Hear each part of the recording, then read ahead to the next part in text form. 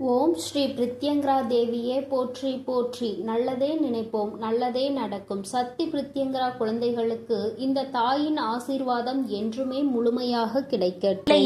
நாளை உனக்கு வரவிருக்கின்ற ஒரு மிகப்பெரிய ஆபத்தில் இருந்து உன்னை காப்பாற்றுவதற்காக இன்று இந்த வராகி உனக்கான எச்சரிக்கை வாக்கினை கொண்டு ஓடோடி வந்திருக்கின்றேன். நமக்கு அப்படி யாரால் ஆபத்து ஏற்பட்டு விட போகிறது என்று நீ நினைக்கின்றாயா? இல்லை, நிச்சயமாக அம்மா சொல்வது உண்மைதான், நமக்கு ஆபத்து நெருங்கி கொண்டிருப்பது உண்மைதான் என்று நினைக்கின்றாயா? எதற்காக நான் இப்படி கேட்கின்றேன் தெரியுமா? இந்த வராகி உன்னிடத்தில் ஒரு கேள்வி கேட்கின்றேன் என்றால் அதில் 1000 காரணங்கள் இருக்கும் என்பதனை நீ புரிந்து கொள்ள வேண்டும். ஏனென்றால் அம்மா எதற்காக இப்படி சொல்கின்றாள் என்று நீ சிந்திப்பாய். ஆனால் உனக்கு யார் மீதும் சந்தேகம் இல்லை என்று அர்த்தம். யாராலும் உன் வாழ்க்கையில் எந்த பிரச்சனைகளும் இல்லை என்று அர்த்தம். அதே நேரத்தில் என் குழந்தைக்கு உண்மைதான் என்று நினைப்பாயானால் நிச்சயமாக உன்னை சுற்றி ஏதோ ஒரு சூழ்ச்சி ஒருவரால் நடந்து கொண்டிருப்பதை நீயும் கணித்து கொண்டுதான் இருக்கின்றாய் என்று அர்த்தம். என் பிள்ளையே, நான் சொல்கின்ற இந்த நபர் உன்னுடைய வாழ்க்கையில் சில நாட்களுக்கு முன்பே எந்த தொடர்பும் இல்லாமல் பிரிந்த ஒரு உறவு. அத்தனை நெருக்கமான உறவு என்றும் சொல்லிவிட முடியாது.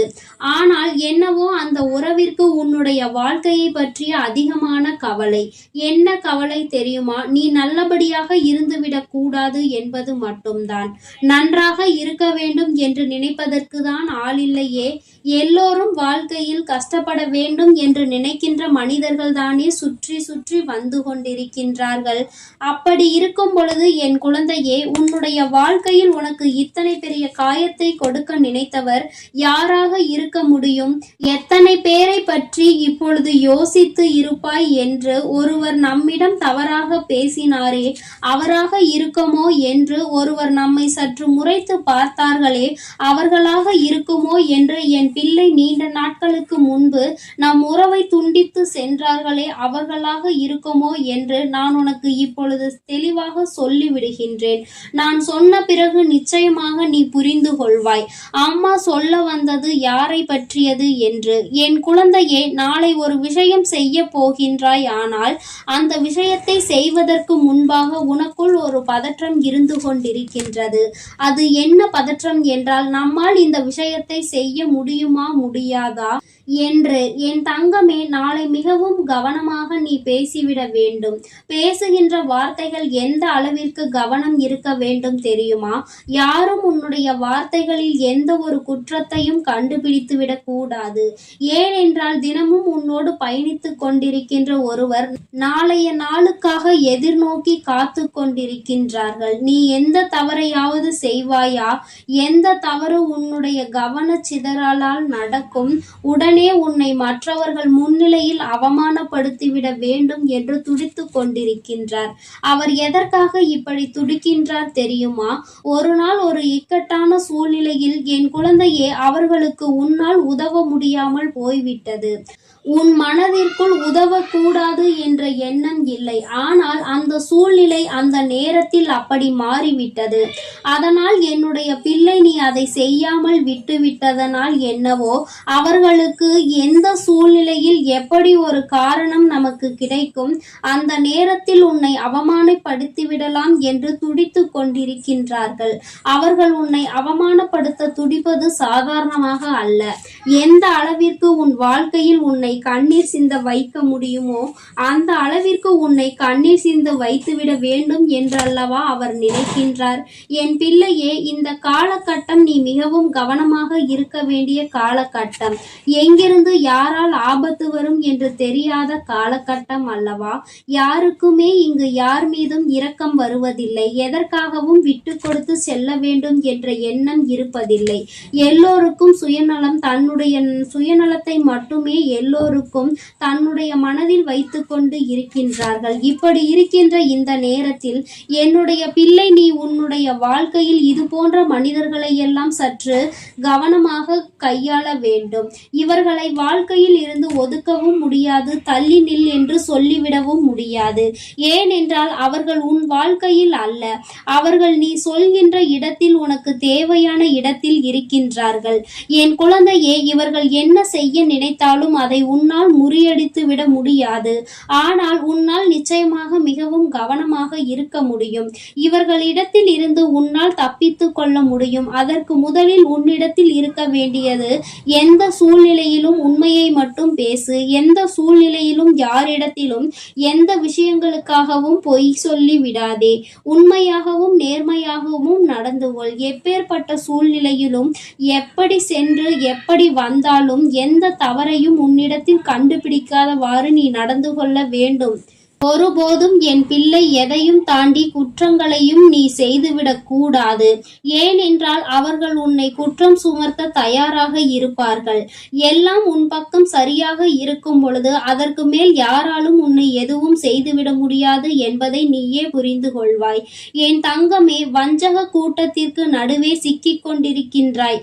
கவனத்தோடு தானே நீ பயணிக்க வேண்டும். என்ன வேண்டுமானாலும் செய்துவிட்டு போகட்டும் என்று இருந்துவிட முடியாது அல்லவா? உன்னுடைய வாழ்க்கையில் சில விஷயங்கள் உனக்கு அதிகப்படியான மனவேதனையை கொடுக்கும் பொழுது நீ கண்ணீர் சிந்த துணிந்து நிற்கின்றாய். என் பிள்ளையே, அது உன்னுடைய பலவீனம் என்பதை முதலில் புரிந்து கொள். என்ன நடந்தாலும் எந்த நேரத்திலும் எதிர்த்து நின்று உன் திறமையை காட்டிவிட்டு தான் நீ வெளியில் வர வேண்டும். ஒருவேளை அங்கு உனக்கு அழுகை வருகிறது என்றால் அது யாருக்கும் தெரியாமல் தான் நீ வெளியில் வந்து அழுது தீர்க்க வேண்டுமே தவிர மற்றவர்கள் முன்னிலையில் அழாதே. ஏன் தெரியுமா? உன்னுடைய பலவீனம் என்னவென்று அறிந்து கொள்வதற்கு அவர்கள் காத்து கொண்டிருக்கின்றார்கள். அதனால் நாம் எங்கு கை வைத்தால் அவர்களுக்கு கண்ணீர் வரும் என்று தெரிந்து கொண்டு அங்கேயே அவர்கள் கை வைக்க துணிவார்கள். பிள்ளையே, அதனால் இந்த சூழ்நிலைகளை எல்லாம் நீ சரியாக புரிந்து கொண்டு உன்னுடைய வாழ்க்கையில் நீ எதையெல்லாம் செய்ய நினைக்கின்றாயோ அதையெல்லாம் சரியாக செய்து இவர்கள் முன்னிலையில் நீ நல்லபடியாக முன்னேற வேண்டும். உனக்கு தடைகளாக நிற்கின்ற இவர்கள் தானாகவே உன் வாழ்க்கையில் இருந்து விலகி செல்வார்கள். இனியும் இவர்களை தீண்டுவதால் எந்த பலனும் இல்லை, நமக்கு தான் எல்லாம் திரும்பி வந்து சேர்ந்து கொண்டிருக்கிறது என்று நினைக்க தொடங்குவார்கள். என் குழந்தையே, உன்னுடைய மனதில் நீ எப்பொழுதும் உறுதியாக இருக்க வேண்டும். உன்னுடைய வாழ்க்கையில் ஏற்பட்டிருக்கின்ற சில மாற்றங்களினால் நீ சில காலமாகவே உன்னுடைய வாழ்க்கையில் எல்லாவற்றையும் பெற்றுக்கொண்டதாக ஒரு உணர்வை உணர்ந்து கொண்டிருக்கின்றாய். தெய்வத்தின் அன்பு உனக்கு முழுமையாக கிடைத்து விட்டது, உன்னால் உணர முடிகின்றது. அப்படி இருக்கும் பொழுது எப்பேற்பட்ட கஷ்டத்திலும் என் குழந்தை, உன்னுடைய பலவீனத்தை மற்றவர்களிடத்தில் வெளிப்படுத்தி விடாதே என்றுதான் உன் அம்மா மீண்டும் மீண்டும் உன்னிடத்தில் சொல்லிக் கொண்டே இருக்கின்றேன். என் தங்கமே, உன்னுடைய அழுகையானது நிச்சயமாக அடுத்தவர்களுக்கு சந்தோஷத்தை கொடுத்துவிடக் கூடாது. நீ மற்றவர்கள் முன்னிலையில் எப்பொழுதும் உன்னுடைய அழுகையை வெளிக்காட்டி கொள்ளாமல் தனியாக இருக்கும் பொழுது அதை பற்றி சிந்தித்து பார். எந்த சூழ்நிலையிலும் நீ கம்பீரமாக நிற்கும் பொழுது உன்னை பார்த்து அவர்கள் பயப்படத்தான் செய்வார்கள். உனக்கு ஒரு விஷயத்தை செய்ய வேண்டும் என்றால் அவர்கள் நிச்சயமாக மனதிற்குள் பதற்றத்தை எடுத்துக் கொள்வார்கள்.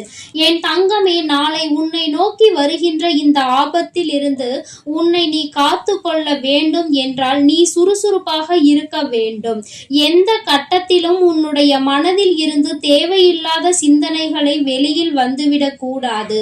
உன்னை பற்றி தவறாக புரிந்து கொண்டதற்காக அவர்கள்தான் வருத்தப்பட்டு நிற்க வேண்டுமே தவிர ஒரு நாளும் என் பிள்ளை நீ வருத்தப்பட வேண்டிய சூழ்நிலை வந்து விடாது. நீ ஏதோ ஒரு காரணத்தினால் உதவி செய்யாமல் போயிருக்கலாமே தவிர மற்றபடி உதவிகளை யாருக்கும் வழங்கக்கூடாது என்று நீ நினைக்கின்ற குழந்தை அல்ல. உன்னுடைய நல்ல மனது புரிய வரும் பொழுது நிச்சயமாக அவர்கள் தானாகவே உன்னிடத்தில் வந்து மன்னிப்பையும் கேட்டு செல்வார்கள் என்பதில் எந்த ஒரு மாற்று கருத்துமே கிடையாது. இதை உணர்ந்து கொண்டால் நீ நிச்சயமாக யாரை பற்றியும் தவறாக நினைத்து விடவும் மாட்டாய். என் அன்பு குழந்தையே, அதனால் நீ எதற்காகவும் கலங்காதே. இந்த வராகி அம்மாவினுடைய ஆசீர்வாதங்கள் உனக்கு எப்பொழுதும் முழுமையாக இருக்கும். என் தங்கமே, நீ எதற்காகவும் கலங்காதே, எதை நினைத்தும் வருந்தாதே. நீ நல்லதையே நினைத்தால் உன் வாழ்வில் எல்லாம் உனக்கு எப்பொழுதும் நல்லதாக மட்டுமே நடக்கும். என் அன்பு குழந்தைக்கு இந்த சக்தி பிரித்யங்கராவின் அன்பும் ஆசீர்வாதமும் முழுவதுமாக கிடைக்கும்.